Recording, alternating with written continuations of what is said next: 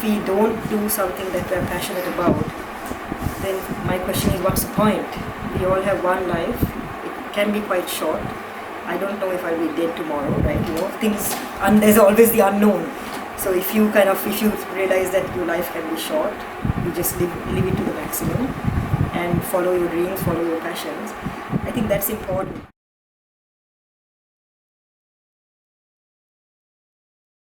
Hi everyone, welcome to the first ever episode of Subtle Realities, which is a podcast where we'll be making conversations and dialogues about motivation, wisdom, through how people get through their lives with this mindful self journeys. These journeys we will be discussing through very subtle realities. So thank you so much for joining me for this journey. I am Emasha, and let me introduce you for the first guest of the podcast. Well, I'm really grateful and to have this amazing personality as the first guest on my podcast. I can't believe this is happening. This has been a dream of mine for so long, and you being the first ever guest, it made it so special. So let me tell you, she is the first person to bring the Sri Lankan flag to the top of the world, like literally to the top of the world. So she was the first Sri Lankan to reach the summit Mount Everest, and it made history in another angle by making Sri Lanka only the 4th country in the world where a woman has summited Mount Everest before a man. She is a fascinating Sri Lankan adventurer.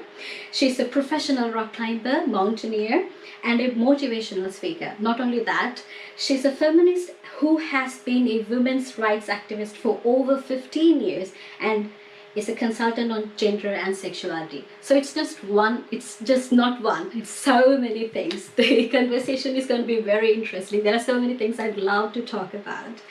First of all, let me tell you Aibowan, and since I'm recording from New Zealand, kia ora. Welcome to the podcast.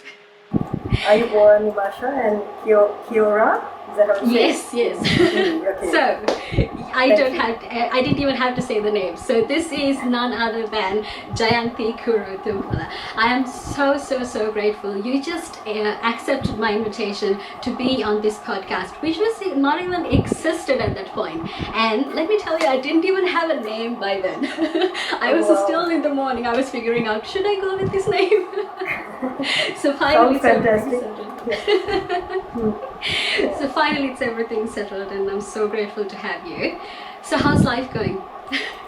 First of all, thank you, Emasha, for having me on this podcast. I am really truly honored that you have chosen me to be your first guest, and I'm looking forward to chatting with you over the next hour or so, or 15 minutes, or however long the podcast will be.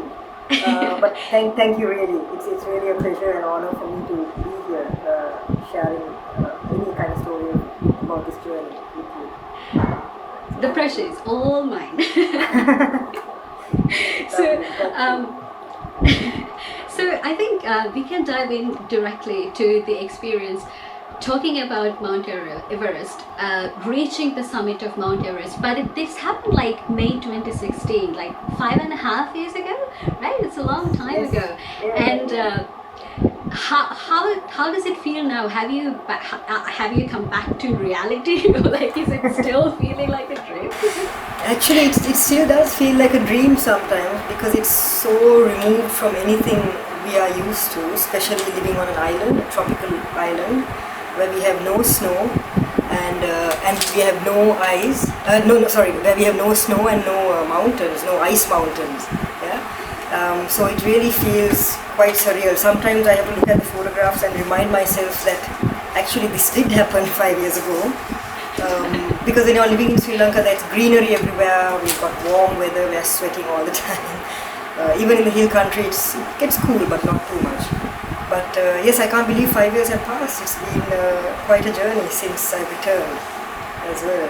Yeah. That's amazing. I mean, when I came to New Zealand, it's not like a freezing place where I live. It's Auckland, but still, like when you go reach even 12, you're like, oh my god, I'm freezing here. Now I can't imagine the amount of cold that you have to bear to climb Mount Everest. So I know you're leaving tomorrow for another expedition, so life hasn't ended there. So there are so many things happening in your life. So what is this? That's why we have to like rush this interview as well. So where are you leaving, and what is this expedition? What is happening with that? So I'm very excited. It's not actually an expedition, but I'm joining a few friends who are conducting a few courses on ice climbing. So I'm hoping to travel to India, to the northern part of India, to Himachal Pradesh, where at this time of year it's sort of the height of winter, and all the waterfalls and pretty much all the rivers are also completely frozen solid. So I'm hoping to join them and go ice climbing. And I'm still learning about ice climbing. I've done it a few times before. You had to also do ice climbing on Everest, but not as technical. So this is similar to rock climbing, but instead, and we have 2 ice peaks, and we scale a waterfall, a frozen waterfall, and learn the techniques, how to be efficient and how to stay safe. But most of all, it's just, I discovered it particularly in about just before COVID. I had gone back there and did it once before, and I just loved it. So I'm going back now again, and I'm hoping to spend a month in January doing a beginner's course and then an intermediate course. I've done the beginners previously, but I'm doing it again just because this gives me opportunity to just climb and learn over. Yeah, because I can't really practice in Sri Lanka. It's impossible unless I go into sort of some frozen ice box somewhere, which we don't have. You have to climb inside the ice box. I know, yeah, pretty much. So, or some warehouse with storage for frozen goods, frozen meats. but yeah, so this is the only way to practice is to really head out of the country. India is our closest neighbor, and there's a bunch of fantastic climbers there. So I'm hoping to connect with them and learn from them. Yeah. So the journey in terms of climbing for me, I guess it doesn't stop with one. I guess you keep finding and looking for more and more adventures. That's what I like to do anyway. And in between work also, of course. I think it sort of brought me to the next question. I was like, so when you climb Mount Everest, there's nothing to top that. That's like literally the top of the world. Like, do you still get wowed by day-to-day life, like the simple little things?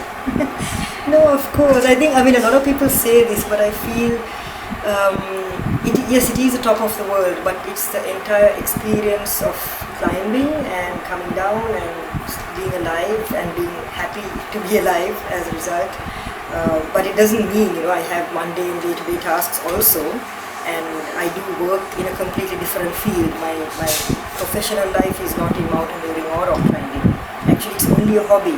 It's a hobby that I'm very passionate about, and throughout my life I have managed to find time, carve out some time, because it's easy to always say there's no time.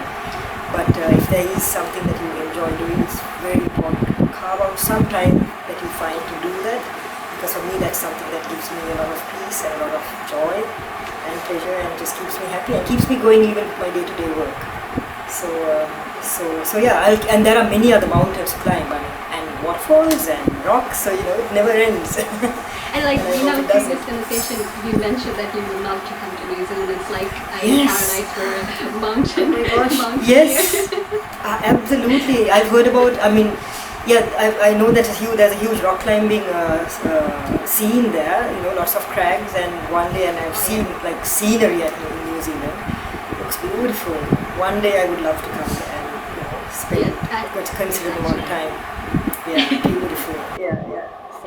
It's honestly it's heavenly. Like last year this time I was in Queenstown, Wanaka, and doing a little bit of road trip and backpacking and stuff. But I don't think I have the capacity to climb like you do. So, but even from the level that we walk, it's absolutely fantastic. So I mean, a lot of my friends are in New Zealand, so I don't want to be the person who be like, let's go hiking and be like, you have to be, oh my god, what did I do? So I just wouldn't do that to you. But if I know a lot of friends who are doing mountaineering and rock climbing who as a hobby, so So if anyone wants Yeah. to be climb a mountain Yes. with the first Sri Lankan to reach Mount Everest, here's your option.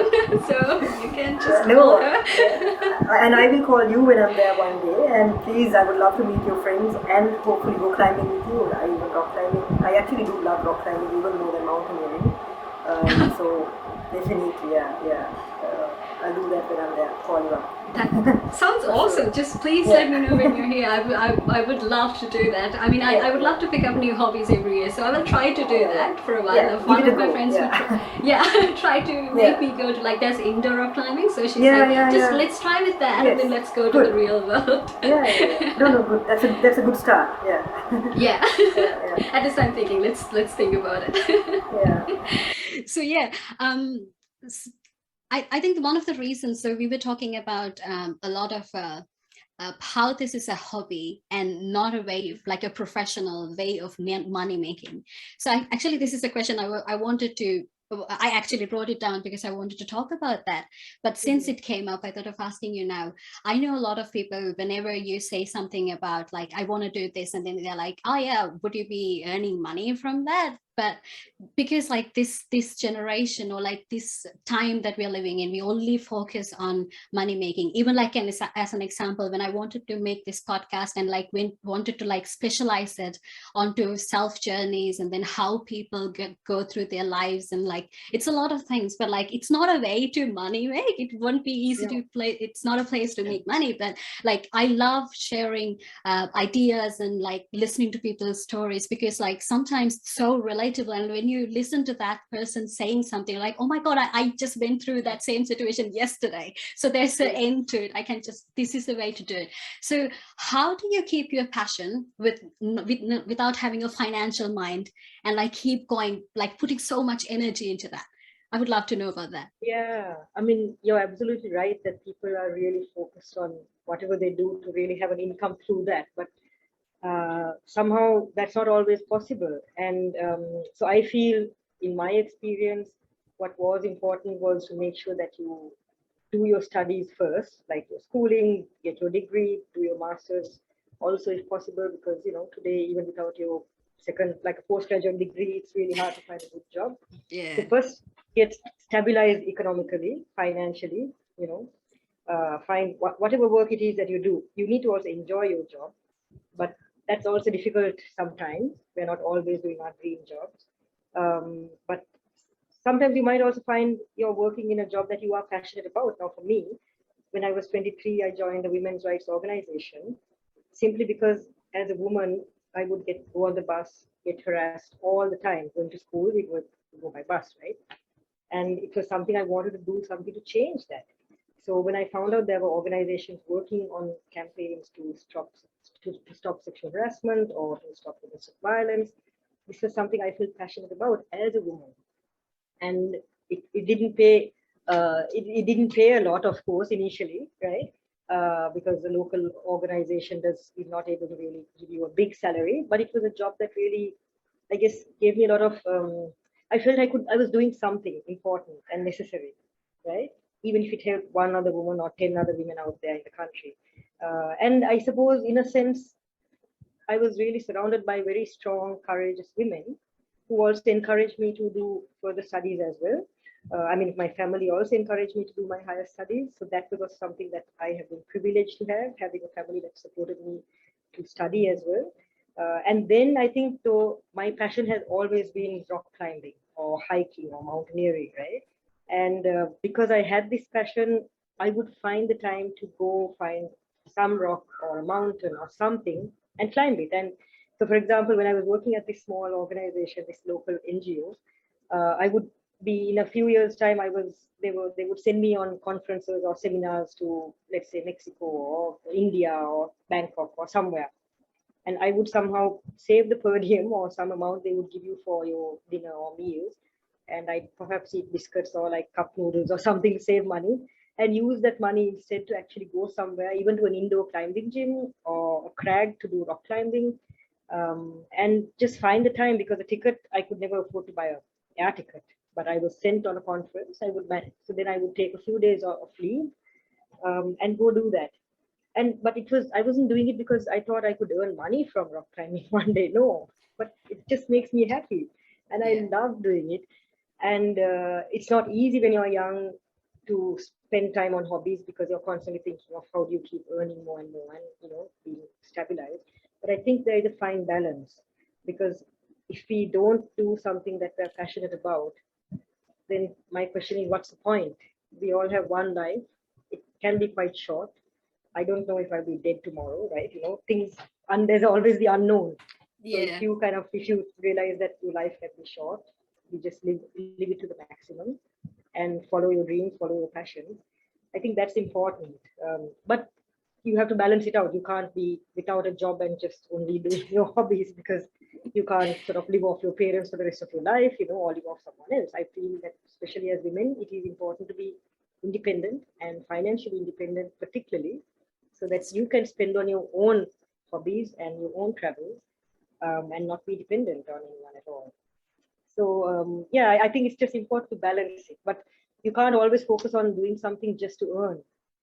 That would be your job. You find some yeah. work that will pay you, yeah, and maybe your hobby might eventually lead to some kind of income generation. But that it's a bit difficult to focus on that. If that leads to it, well and good.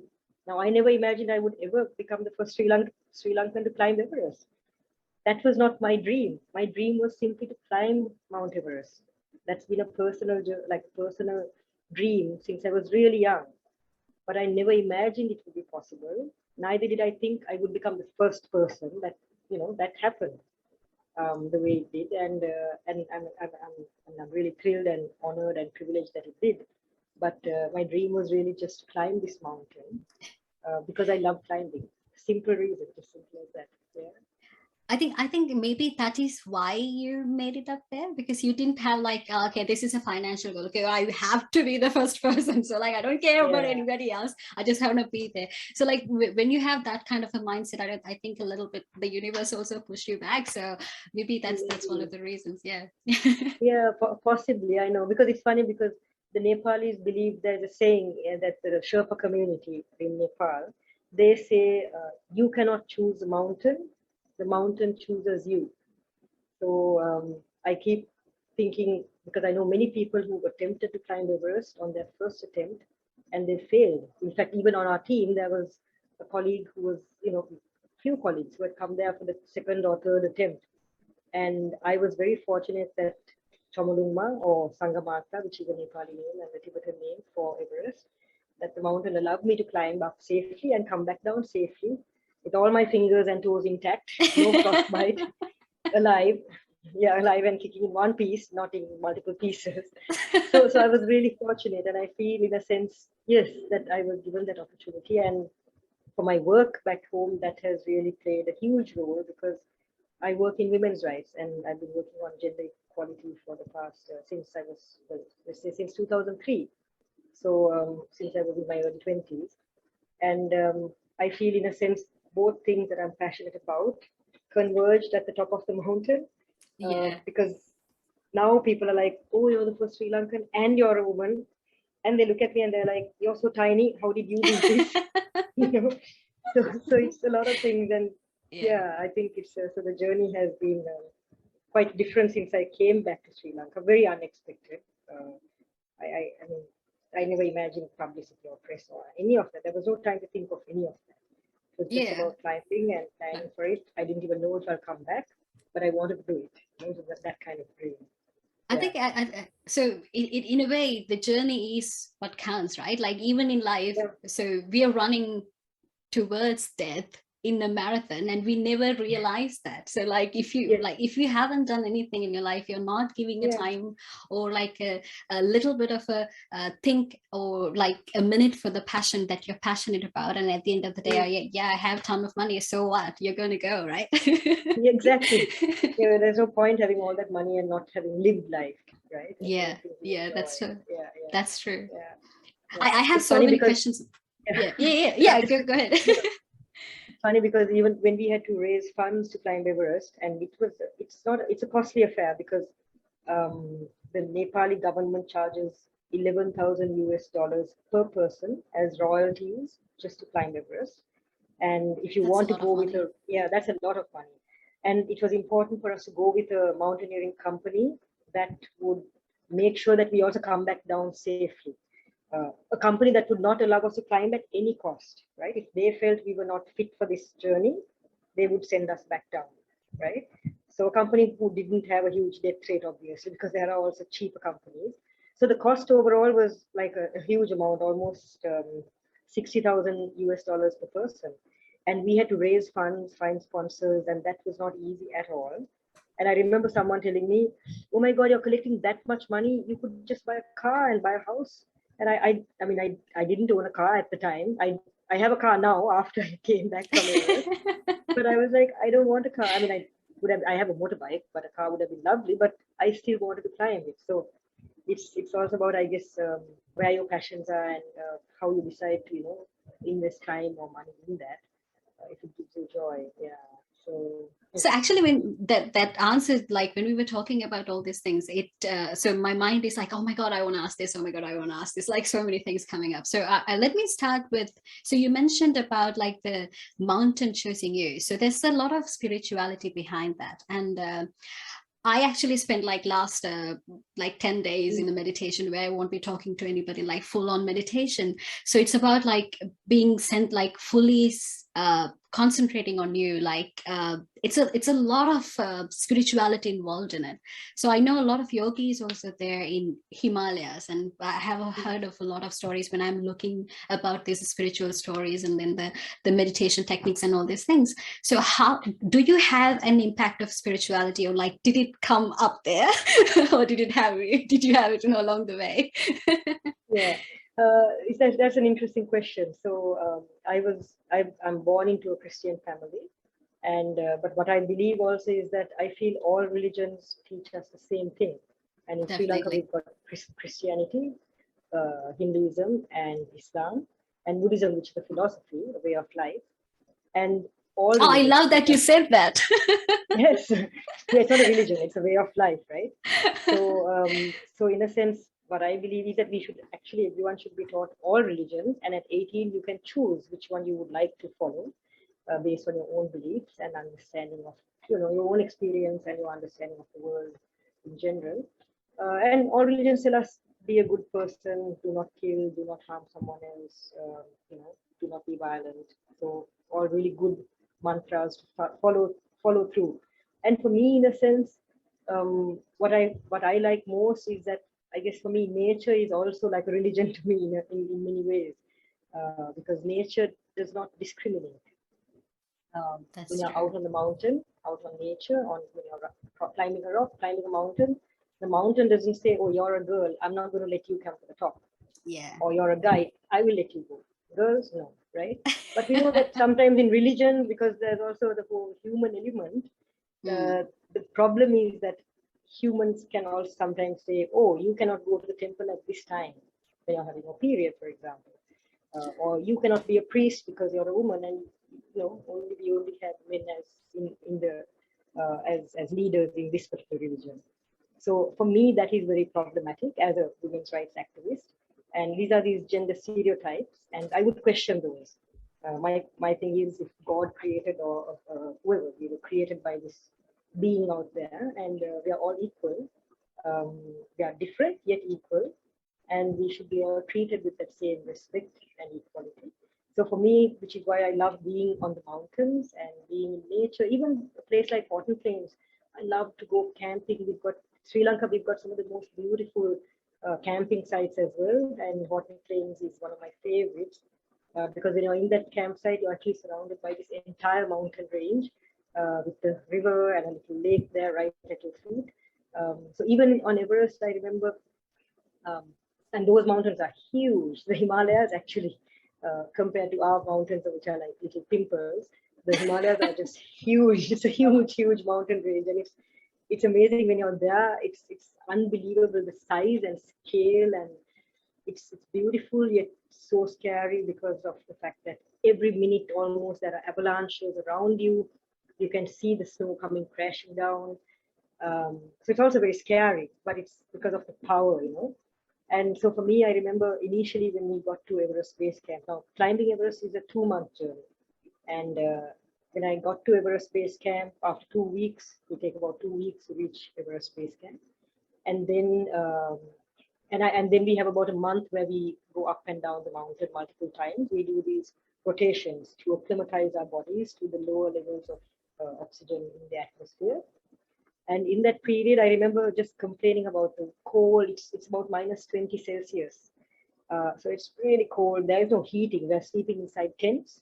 Underneath your sleeping mat, it's just all ice, right? So if you roll off your mat, you're on a bed of ice. The tent is very thin, obviously. So it was easy to complain. You lose your appetite. It's hard to sleep because of the cold. Some nights I would just sit up in my tent waiting for morning, because at least during the day you're walking and you're not sitting in one place. But when you're sitting in one place, it just gets colder and It gets colder. really cold, yeah. Yeah, and there were of course many other people also who were just complaining about the weather or food or something. And then I realized it was not fair for me to really complain as much, because no one forced me to climb Everest. I'm here of my own free will because I wanted to come here. And I felt a little guilty also in terms of then one day I was like, I'm not going to complain. And I just remember sitting outside and I would uh, refer to Everest in the local names. So in Tibet, is it Tibet? Hold on. So in Nepal, they call the mountain Sangamarta, and in Tibet, the mountain is called Chomolungma. So I would just say Chomolungma, Sangamarta, let me please climb up and come back down safely. That's all I want. And I resolved not to complain anymore, because I felt if I was in that space, I need to also respect nature and respect the mountains. If that was a temperature, I went there willingly. So now why am I complaining, right? I felt it was disrespectful to keep complaining so much. And yeah, because I was also very scared. So I would keep just saying, please, only because, on a daily basis, you had somebody who had fallen down into a crevice, broken his arm, so he has to be evacuated. Somebody else, they are losing their vision because of the low pressure, and then they are being evacuated. So it's almost like every sort of couple of days, somebody is being evacuated, someone else gets like gastrointestinal problems, so they are evacuated out. So it was almost like you just have to constantly sort of stay alert, stay hydrated, not get sick, not break a bone during those rotations, because only once you finish all the rotations that you can finally summit. They love you up again from base camp. If you do everything on time, within the time limit they give you, then you can finally do the final summit ascent from base camp all the way to the summit and then back. So I guess for me, so in a sense, I think places like that are more spiritual to me than man-made buildings or structures, which are institutions and come with a lot of stereotypical norms, which I don't agree with. So the absolute religion itself does not say to discriminate, but I feel human beings have caused those problems, and that for me is the problem. Like the interpretation of the religion sometimes is very conservative, not always, sometimes, and that's for me. I think most of the time. Exactly, you're right, most of the time. Yeah. I think just the fact that women are not allowed to go into certain places of worship just because they're having their period. I mean, why not? It's the most natural thing. And who decides? I mean, if the God was the creator of a person, exactly. Why would he give that if he doesn't want him to come in that time? Exactly. So it's not God's wish, or these are man-made rules, right? Emphasis on man. So for me, I question them, and we need to question those norms and challenge them, because we don't need them anymore. Yeah. So when we were talking about a lot of like how women has a lot to go through when you're doing something as a women's rights activist, I think you would have a great answer on this.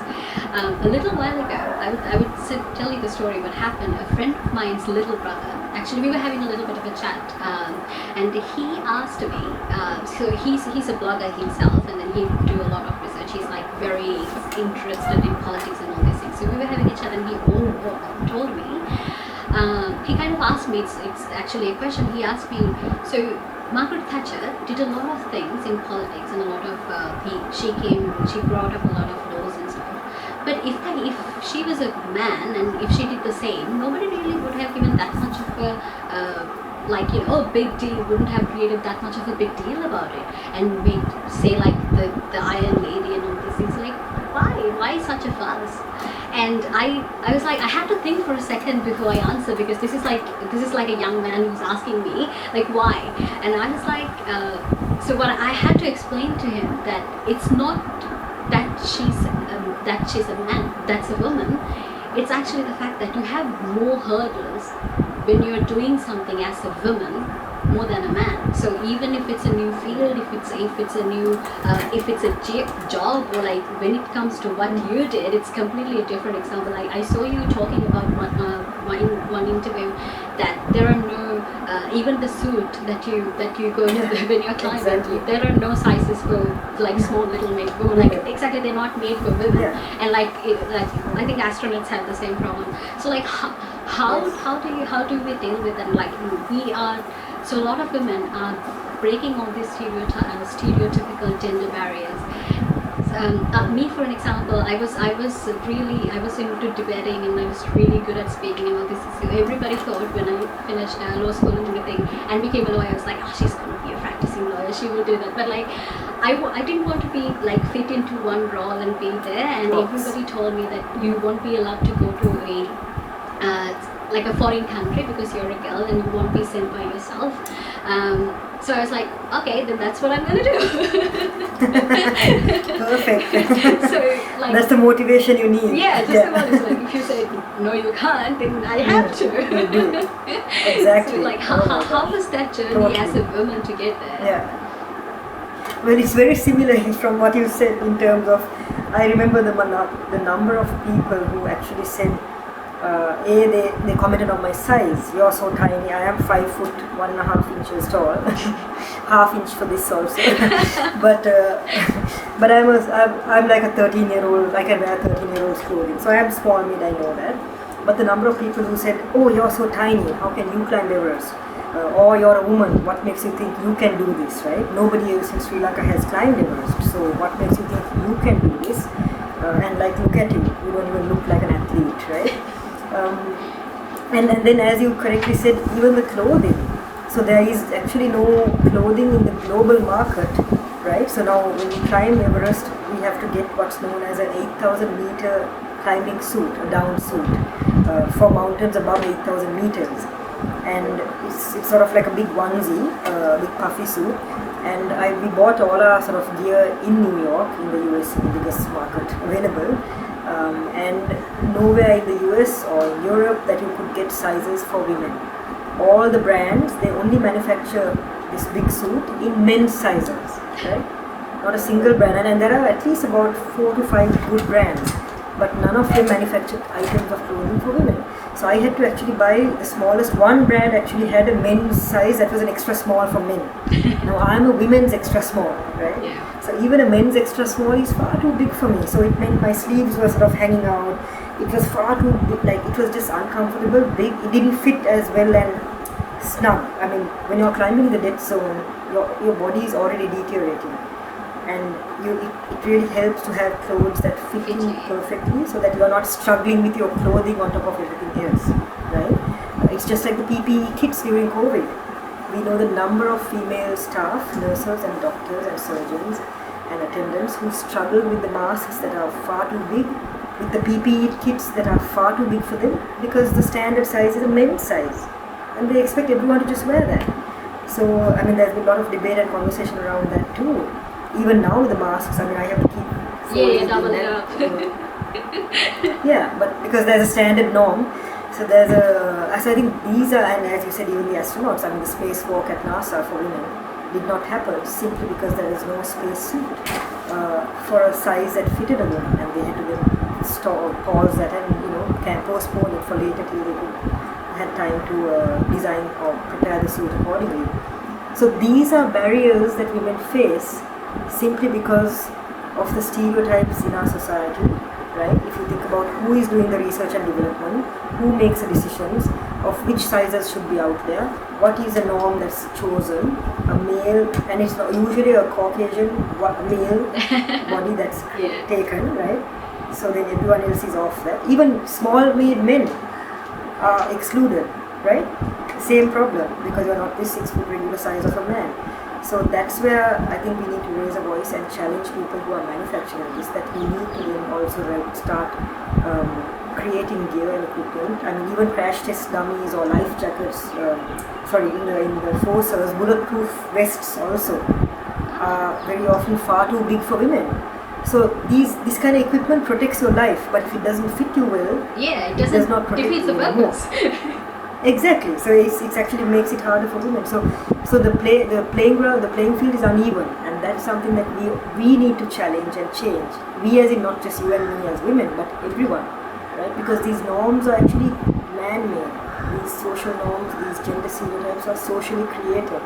So if they're socially created, that also means that we can change them, and we must change them, right? Society can break these norms and make new norms which will allow access to everyone to follow, to take up a sport or a career or a profession of their choice, and have access to gear that's also going to keep them safe and protect them from harm or danger.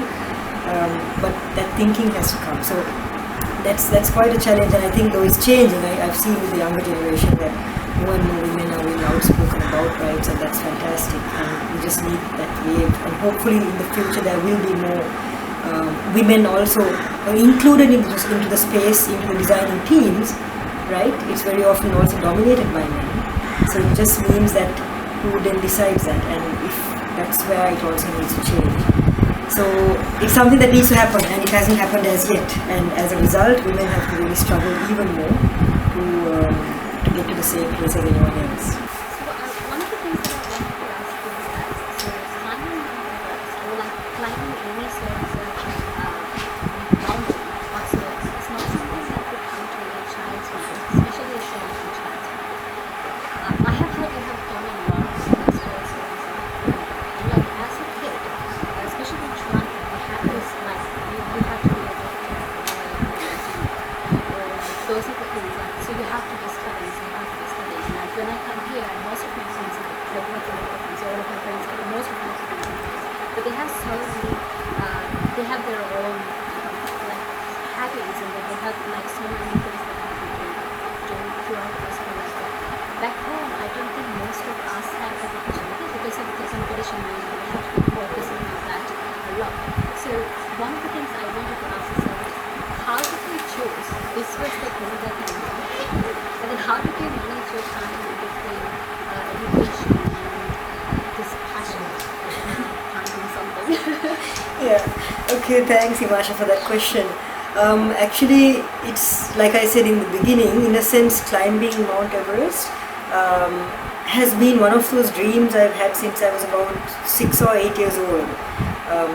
And why I'm saying this is also because I remember when people ask you at that age, darling, what do you want to be when you grow up, right? People always ask this question when you're about 6 or 7 or 8 years old. And I also have felt this sense that there's also a correct answer, that you have to say you want to be a doctor or a lawyer or an engineer, like you said, right? And for me, that was never the answer. In my mind, I was like, I don't know what I want to be, but I do know I want to climb Everest one day, right? And I don't even know if it's possible, but I really love to climb it.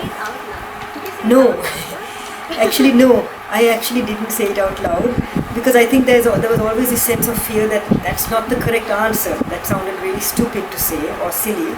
So I didn't share it until really very recently with anyone else, and that's the point, that we are encouraged, like you say, just to be a certain person or follow these very specific professions, which are high income earners, and climbing a mountain does not cut it, right? But I have to also say that I was fortunate that I grew up in a family where I have a brother who's 2 years older than I am, and I grew up in a house in Dehivala, which is, let's say, about it's just out of just out of Colombo, and along the coast, along the Indian Ocean, so very close to the beach as well. And we were lucky because we had a house which had a garden around it, so you could run around the house. So, and there were many trees. We had a mango tree, we had an avocado tree, about 2 coconut trees, a jackfruit tree, so many trees and a beautiful garden. And I grew up playing in that garden with my brother pretty much every day. So we didn't have mobile phones or tablets or any of these smart devices, any electronic gadget. So after school, we'd come back home and we would build tree houses, and I would climb the trees, and I would love climbing. And I was fortunate that from a young age, my parents didn't discourage us to climb trees. In fact, my father is the one who said, okay, if you're climbing, I'll teach you how to climb safely, so that you climb up and come back down safely. Instead of saying don't climb, you will fall and break your neck, sort of thing. So that was really useful and helpful, and my brother and I would climb the trees and we would shake the trees, because we had this theory that actually if you shake about 2 trees, you can create like a little windstorm. So like yeah, that was our theory, not that there was a scientific reason behind it. But so we would get out of the branches and shake, and we'd feel a little bit of breeze and feel like, yes, we made some wind, like a windstorm.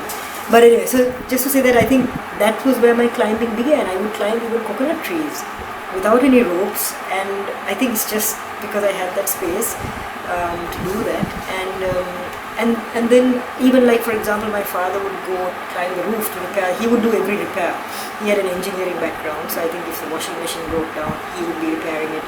If the roof, there was a leak, he would climb the roof and repair that. So we would also climb up with him. And climbing then was just another thing we just did, and learn how to climb safely. And then I think when I was about 20, I discovered the sport of rock climbing, because I did my first degree in India at Delhi University. And when I was in India, I had to I was like, oh my gosh, I have to go somewhere where I can even see the Himalayas in the distance, it doesn't matter. And so I remember going to Darjeeling, and there is a point at which you can see some snow-capped mountains. It was just like, wow, And then once my degree had finished, I actually heard about this. I needed a way to get to the mountains and spend time there, and I didn't know how to do that. And then one of my teachers at uni, actually, she said there is a mountaineering course that you can do, which is in the Himalayas, and it's a school that was set up by Tenzing Norgay, who was one of the first people, together with Sir Edmund Hillary. It was the two of them who were the first to climb Mount Everest in 1953. So Tenzing Norgay was, yes, from exactly from New Zealand.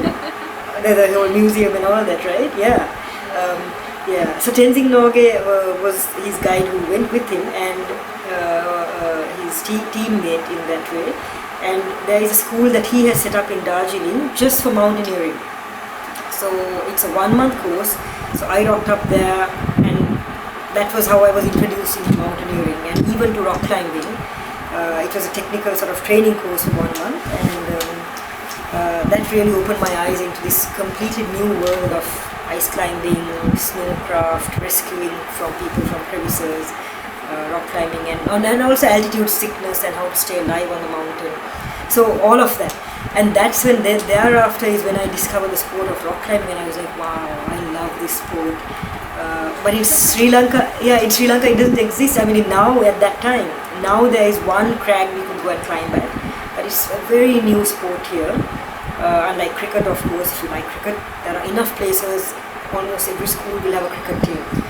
But rock climbing, people even now don't even know what it is. And mountaineering, again, for big mountains, we have only hiking and trekking to climb, smaller peaks. But mountaineering means peaks that are like with high altitude, which we don't have in Sri Lanka. So I had to keep, So then, I guess it's just finding time then to do that. Once I discovered it, I just had to keep finding time in between my work to go practice that out of the country and to keep doing it wherever I could get the opportunity.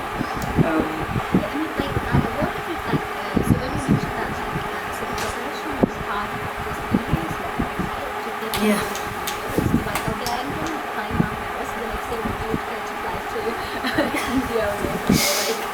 Yeah. No. Since it's not your profession, since it's not your profession, one, you need to find time, and then again, you have to grab each and every opportunity that is important to yourself. So I think, yes. So one of the things that I'm also thinking about and researching and all these things. So we kind of used to accept the distance. It's like if you get a job, it's like, okay, this is the end of the story, so I have to be doing this job to get this money out. But which is not the story. Even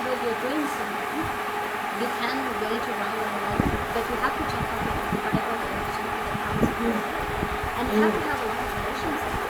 So how did you work with that? And I need to put another question into the mixture because like in our generation, this is all this thing like you have to do everything by yourself. So this waiting period, or like okay, I need to do this. This is my passion, but I'm taking this level of steps towards that doesn't make sense for many people. So if you make it by 2025, you're done. But like if you're after 30 and you start doing something new, oh my god, like no, I think that it's all done. It's very done. Especially a lot of like most of the girls, like especially from the Asian cultures, I have seen when I'm talking to a lot of girls, like by the age 30 you have to do something, otherwise it's like that's the time to stable, like settle down. But you started this journey towards that even after the age 30, right? And I just want you to talk about that, like how was that, and then how did you keep the drive throughout the journey?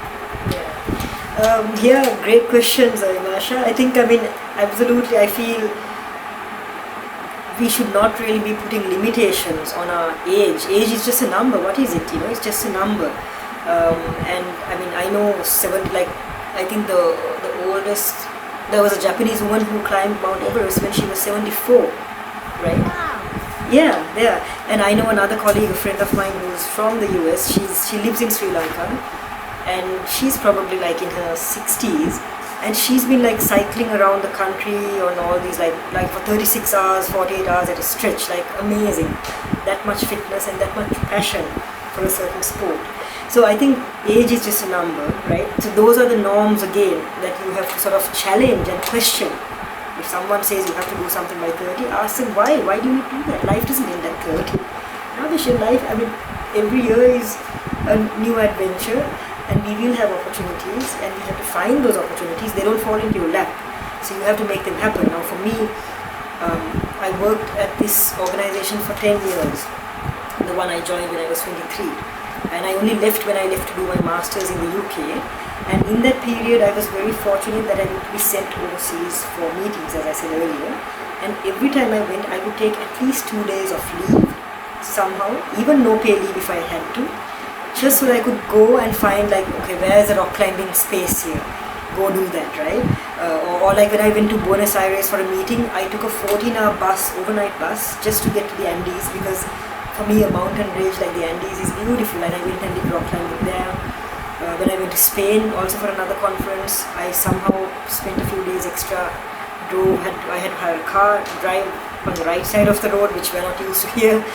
Everything is in Spanish, which I don't understand, but drive a car up to the Pyrenees, to the Spanish Pyrenees, and do climbing there, because I just love climbing. So this thing of, okay, I had the dream, but that didn't my entire life did not revolve around only Everest. Climbing is my hobby, right? So whether it's climbing trees or climbing rocks or climbing a roof or climbing a mountain, I love climbing and I love the outdoors. And even when I started rock climbing, or even that's what my parents were happy that I went to a place where they would teach you how to do it correctly, with the correct techniques and the correct equipment and the correct safety techniques particularly, right? So that was something that I have learned throughout the years. For example, at one stage in my life, I remember trying to learn surfing, because we have some beautiful beaches here and surfing is quite popular in Sri Lanka. And so I went for some lessons, and my parents, what they said is, okay, you can go, because I'm not a strong swimmer, but they were like, okay, if you're doing this, I will buy you a life jacket as long as you surf with a life jacket. So I looked very uncool, because no surfer wears a life jacket. That looks so dorky. But I was like, okay, on that condition, I was like, I don't care, because I can't really, I'm now a better swimmer than then. But the idea was to learn it in a safe way so that you can. Then I realized surfing is not for me. I'll just stick to the mountains and the rocks, because that's the sport I like. But I think it's just important that, yes, we have a dream, and it's important to just keep doing things that you are passionate about, right? Not only focusing on that dream entirely. That's important too, but it's a bit, because it is a long journey. So the training for me began in 2003 when I did a 1-month mountaineering course, and And then in 2004 I went back to India to do the advanced mountaineering course, and then over the years climbed in many countries whenever I got the opportunity. And then actually when I first started talking about climbing Everest with my climbing partner was only in 2012, so about 5 years, or 2011, about 5 years before climbing Mount Everest. And because You need to give a shout out to him as well. yes, absolutely, to Johan, yes, his name is Johan Piers. So I was, again, when I came back after doing my masters in UK, someone introduced me to him saying, oh, he's also as crazy about mountains as you are, you guys should meet. Like, so someone introduced, we had a mutual friend who said, okay, you better meet up, he's actually planning some expedition to a mountain in Nepal. So I met up with him, and I was like, oh, I would love to join if you have, if you're okay. He was going to climb to Island Peak. It was this peak in Nepal, which is about 6,200 meters.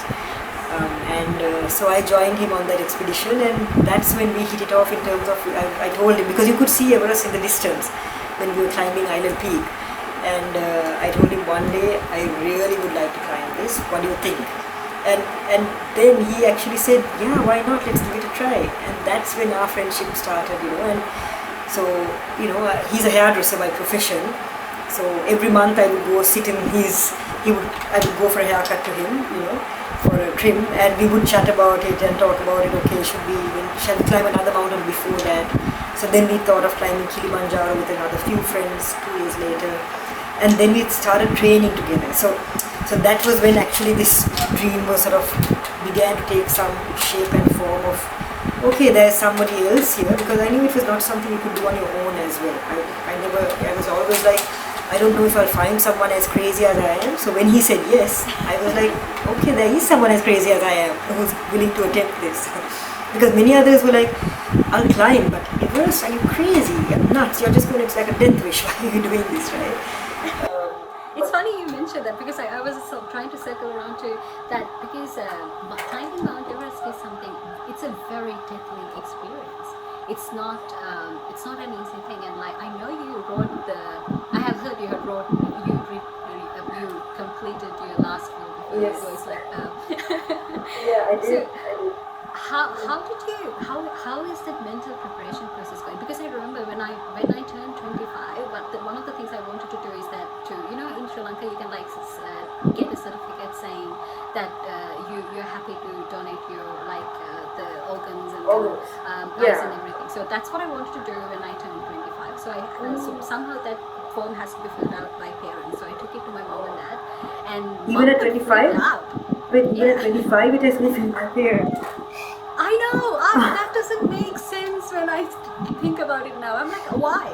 But anyways, I had to, so I took it home, and then I gave it to mom and dad, and my mom flipped out. She's like, what? No, I'm not signing that. And I'm like, I'm not gonna die tomorrow. This is just saying, so people are really, even the word death is something people get paralyzed by. They don't even want to mention that word.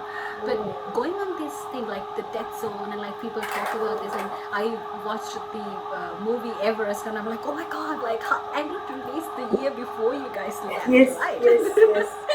So how did you make it happen? Where did this drive come from? Yeah, I mean, it's funny. I think it in a way it boils down to the fact that this is a kind of dream where if I did not climb Everest, I would have wanted my ashes scattered on the summit. So whoever has to go do that, I don't know who would do that, but it's that kind of dream. And I was very scared when I left to climb Everest. I remember the planning and preparation began, and it took about 5 years, and in the run up to that you don't think of anything else except preparing, training, getting the gear, finding the correct company, getting your body in shape and all that. And it was just a few days before leaving to take that flight to go to Nepal is when I realized, okay, that there might be a chance I won't come back, because the year before we climbed, there was a really bad earthquake in Nepal in 2015, which actually killed it caused a lot of damage in Nepal, in Kathmandu particularly, but there were 19 climbers on the mountain who also lost their lives, right? And in 2014, a year before that, there were 16 Sherpas who died in an instant when there was an avalanche in the Khumbu ice fall. So 2 years before we went, The movie, no, the movie is actually based on a true story that happened in 1996, when there were many more inexperienced climbers and companies who were competing to take climbers up at any cost, right? And now, thankfully, the rules have changed a bit more, where a really good mountaineering company will only take you if you have climbed other peaks, because they need to know that you can't, Everest cannot be your first mountain you climb. You need to show some evidence or proof that you have trained, you climbed other peaks. If it's a good company, but there are cheap companies who will say, you haven't climbed, it's okay, I'll take you, charge you a lower amount, and you may never come back, right? So that's the reality. So the fear was always there, but also this desire to just do it, right? And the fear of death, I mean, right? And I think for me, what reminded me was, I was watching this film about this guy called Philippe Petit. He's a French high wire walker, so he walks on high line walker, right? He walks on these, he connects like a wire or a line between two tall buildings, like say the Twin Towers in New York, for example, and he walks on that wire, and that's his passion. And he would do this at night, get arrested in the morning because of course it's illegal.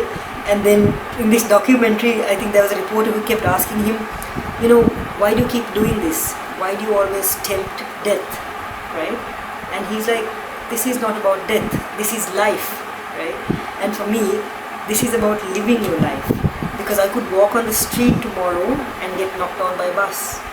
We just don't know when we are meant to do. But what's important is not to do stupid things, but to mitigate, look at what are the risks. Okay, if I'm scared of dying, how can I mitigate that? I will find the best company out there, with also not the most expensive, but a rate, and a company that will make sure that safety is 200%. I will make sure that I know the technical background, the knowledge, the skills, which is why those mountaineering courses were critical. Everything I learned in 2003 and 4 at that school that was set up by Tenzing Norgay, I carried with me that knowledge to Mount Everest in 2016, 13, 14 years later, right? The knowledge about altitude sickness, how to read the symptoms, what do you do when you get altitude sickness, right? So all that, and how to avoid it, how to stay safe. Because if you don't know the symptoms, you can keep walking, and that's fatal, which is why a lot of people die on the mountain. Many of them are inexperienced climbers. They don't even know the symptoms. Many of them have a lot of money, and it's sort of like, oh, bucket list, I have the money, it doesn't matter, I have $60,000, $100,000, I don't care, someone just take me up there. But that's not going to work, right? So it's important to know all that and to mitigate the risks.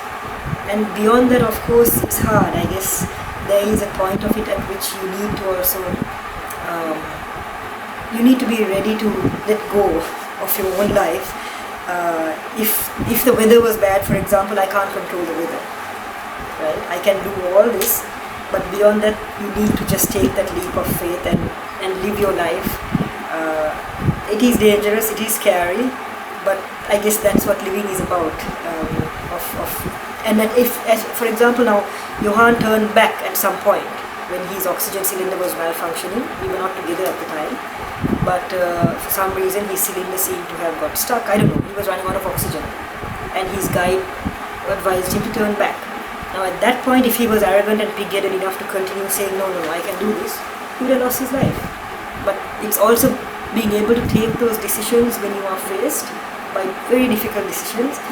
It's important to have the courage to turn back when you should, which is what he did, right? If you want, because your life is more important than climbing a mountain. So I think it's scary, but it's necessary. And I guess it's a hard question.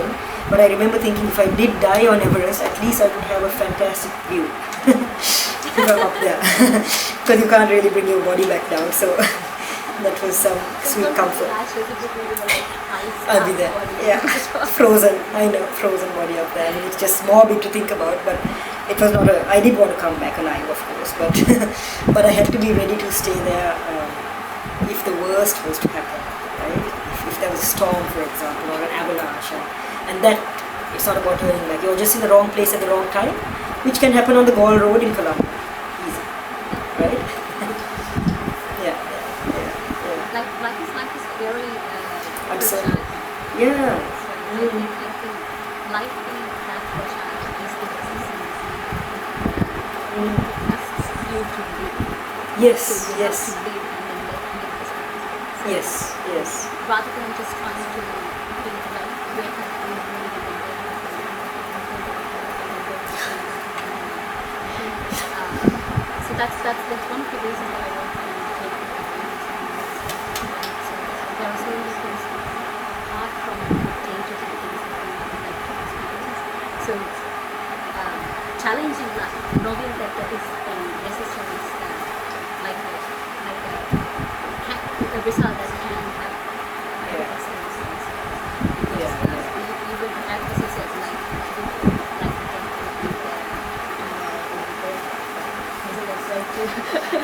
the face it on the top of the mountain. Yeah. Yes, yes. Definitely a better place. When I was listening to your story, I realized that this is a very important advice with my friends.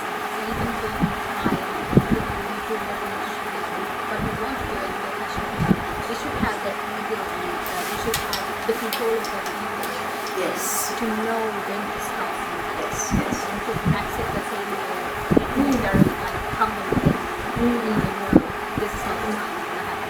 If you went back in time to Mount Everest again. Yes, yes, 2018. Yeah, absolutely. Awesome. Which is amazing. Yes, yes, That's yeah. beautiful. So I think so you guys just provided a lot of advices like throughout the journey for everyone has to follow. So like since I'm recording this podcast already, I've been doing research in ancient history. Yeah. I remember one of his quotes like it's not the mountain we come from, it's us like Say ourselves. we should Yes. we Yeah, are yeah. trying to like it's ourselves. So every day we are trying to come to ourselves and making it Yes. keep this life Absolutely. That's Yeah, yeah. fantastic. I was so proud of you. Thank you, Emasha. Thank you. Thank you. I have so many questions, but I think I'm going to wrap up. So one of the things I wanted to ask, there are two. So I remember you mentioned one time that you got scared by the big, huge mountain climbers in the sky. So one thing that I realized most of the time, even I do when I'm we always compare ourselves. We always compare ourselves with Fitter, yeah. Yeah. Like talk like can speak English, like all these things. So like you always try to speak without pushing the limits, without even giving us a try. So when you mentioned that, so you were like, I'm a Chinese person, and then you ended up finishing what you know. Yeah, I know it's even I have to remind myself of that. I think it is easy. It's quite easy to just put yourself down and not believe in yourself. I think that's the critical thing because my biggest challenge was also trying to stay in line with the timing that they would give you. So there was always a time limit when you would travel between each camp or when you would hike from one camp to another. And I always struggled with that timing, and I kept thinking it's also because my cadence was much smaller, because everyone else was this big hulk who was like fitter and bigger and stronger than me, and if someone bigger than me takes 10 steps, I have to take 20 steps to keep up, right? So I could never keep up with anyone, and I was always the last in my team. And there was one day when I had to do it again, and they would give me one more chance to attempt to get up to a certain camp within the time limit, within the 9-hour time frame. And I was really worried at that point, and that's when I really learned, that night is when I really learned. I was all on my own, really scared and really worried, and thinking if I don't make it up there the next day, I would be packed off and sent home, right? They had already sent another guy who was not making it, he was much older, he was in his 60s, and he was not making the required timing, and they had said they can't continue his journey, he has to go back home. And I was worried that that's going to be happening to me, and that's when I remembered that if I didn't make it, people are going to say that, oh, women can't climb mountains. That was my biggest fear, more than anything. When I come back to Sri Lanka, people will compare or connect my gender to mountaineering. and say, because Sri Lankans don't know anything about Everest in terms of, we have Tirutalagala, Kiligalputta, there's no snow or ice, there's no net zone. You can do anything here in a few hours, you go up a mountain and a few hours are back. The scale of Everest, yeah, we have hills, yeah, so it's hard for Sri Lankans to understand the net zone, what that means, ice, living in minus 20 degrees Celsius or minus 30 and 40 degrees Celsius. What does it really mean? What does it do to you, mind and your body? So my fear was that if I don't climb this mountain and don't make it the second time, like that second chance, if I fail again, that people are going to say, yeah, you're a woman, that's why you didn't make it. Of course, women can't do this. Exactly, because people did tell me so before, right? I had journalists telling me, in fact, when I came back, that before we went, we were trying hard to get publicity because we had all these sponsors and we had promised them publicity because, that was what they wanted. And the media was just not bothered. They were like, and this journalist told me, you wanted us to write articles before you left, but no one at our papers wanted to write about your journey because no one believed that you'd do it. That either of you would make it. Because it was like these two crazy Sri Lankans trying to do something no one else has done in Sri Lanka, and what makes them think they can do it. So people didn't believe us, right? So for me, that is what really motivated me when I was up there. And I was like, no, women can do anything if we have the opportunities. And I was very fortunate. I am fortunate that I've been privileged to have many opportunities. And in my mind, that was when I learned also about mental strength. Because I think we often do put ourselves down and think that I initially kept thinking, I'm so tiny, maybe my lungs are too small, maybe that's why I can't breathe strong, properly to get up there because the air is already thinner and we're not using oxygen cylinders at this point. And then I remembered actually I've got 13 years of experience in mountaineering, in rock climbing, in technical training, in icecraft, snowcraft, ice climbing. And why am I putting myself down, right? So I had to remind myself that actually our minds are stronger and remind myself of that past, all the experience. And the next morning when I woke up, I just told myself, I can do this and I'm somehow going to make it. Every step of that journey, then I just said, I can do this, I'm not going to stop. And I actually made it in 8.5 hours. And for me, I'm just like, wow, how did I cut down I had to cut down 3 hours of my time from the It's the mental strength. Yeah, so it's all up here. And I guess that's what Everest really taught me. So it's important to really remind yourself that, you can put yourself down, just try to avoid doing that, or remind yourself of how much time you have put into something to be where you have got to. And that's like the final missing piece of the jigsaw puzzle, right? Believing in yourself that you can do it. And if you have the training and the skills, that last piece is very critical to get to that next level.